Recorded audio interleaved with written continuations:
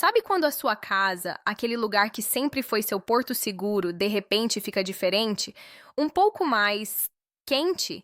Era assim na casa da minha tia, onde eu passava todos os verões.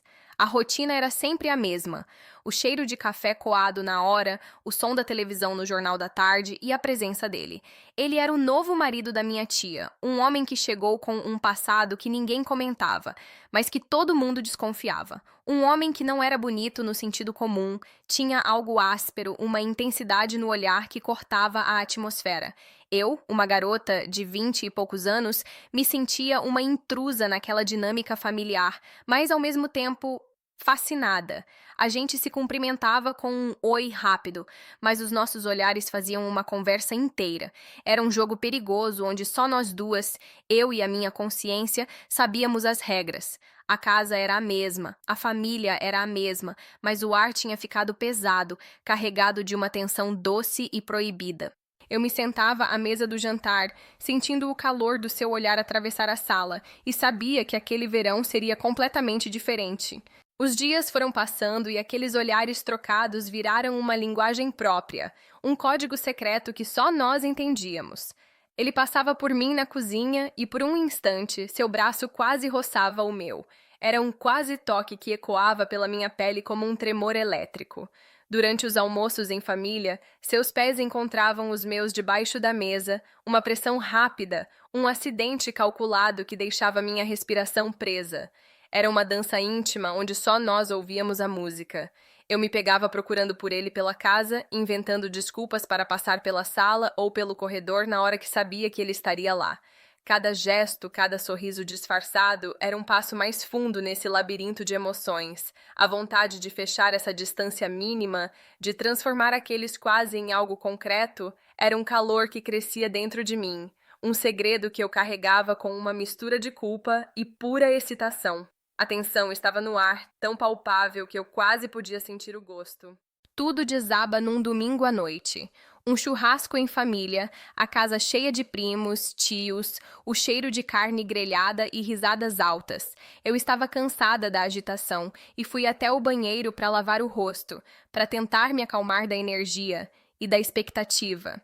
A luz era suave, o barulho da festa chegava abafado.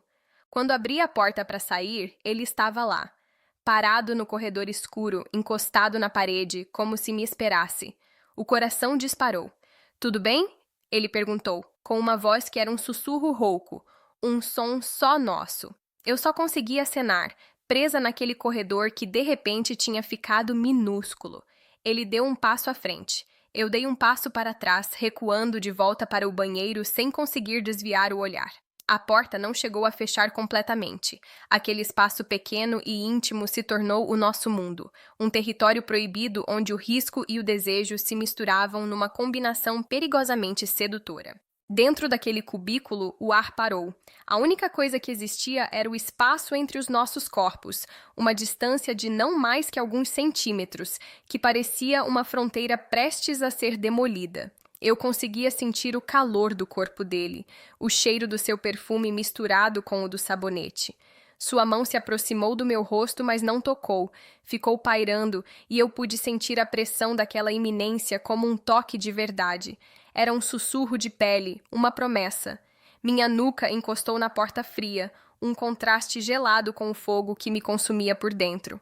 Ele se inclinou e seu hálito quente acariciou meu pescoço.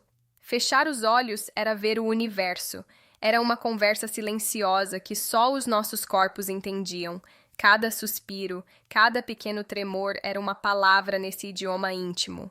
Eu me afundava num mar de sensações, onde o proibido sabia mais doce do que eu jamais poderia imaginar.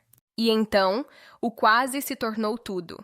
Sua mão, finalmente, encontrou a minha cintura e foi como se um circuito fosse completado. Um calor que não era mais sugestão, era a afirmação. Um toque que não pedia permissão, mas que era a resposta para todas as perguntas que a gente não ousou fazer. Meu corpo arqueou contra a porta, uma reação involuntária, uma rendição. A intensidade daquele momento era tanta que o mundo lá fora, a festa, a família, tudo simplesmente deixou de existir. Havia apenas aquele segredo vivo, pulsando entre nós. Era um conflito de sentimentos, a culpa batendo à porta da minha consciência, mas sendo abafada pelo som da nossa respiração ofegante, sincronizada. Eu me senti completamente viva e completamente perdida, sabendo que estava cruzando uma linha da qual não haveria volta. Era o pico da tempestade, e eu, no olho do furacão, me deixava levar por uma vontade maior do que meu medo. Quando a porta do banheiro se abriu e ele saiu, deixando-me sozinha naquele silêncio repentino, a realidade voltou como um choque. O som da festa invadiu o espaço novamente, mas agora soava falso, distante. Minhas pernas ainda tremiam e eu me apoiei na pia encarando meu próprio reflexo no espelho. O que eu tinha feito? Os lábios estavam levemente avermelhados, os olhos brilhantes e ao mesmo tempo assustados. Uma onda de culpa me atingiu, fria e cortante. Eu tinha transgredido todos os limites, traído a confiança da minha família por alguns minutos de pura excitação.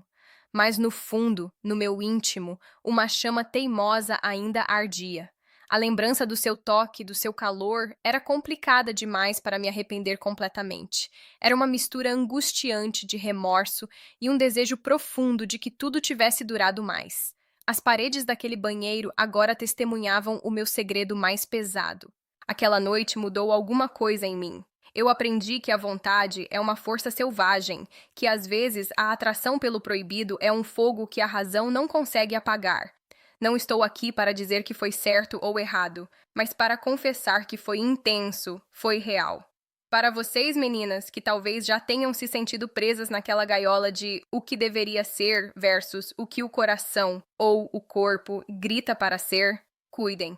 Porque se apaixonar pelo pior homem, pelo homem errado, é como dançar no fio da navalha. É uma delícia perigosa, uma aventura que deixa marcas. Mas, meu Deus, que marcas!